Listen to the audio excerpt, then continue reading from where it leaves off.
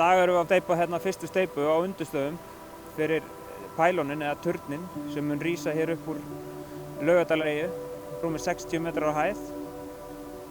Þetta er sjálfsögðu ekkert stór steypa en þetta er stórt fyrir okkur að steypa hérna fyrstu steypuna út í eyju.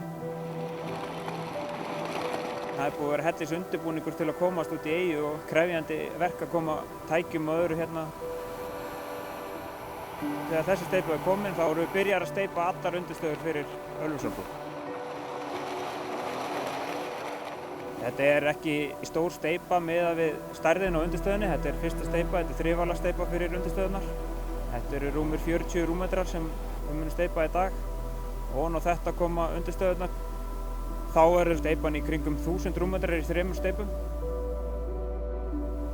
Það eru frábærar aðstæður í dag til að steypa. Við erum vel yfir frostmarki og miðað við tíma árs þá erum við bara í mjög góðum málum.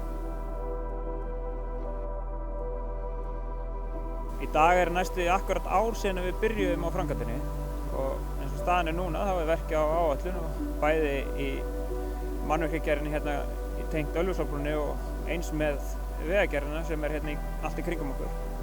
Og á þessu eina ári hefur þetta gengið bara glimrandi vel.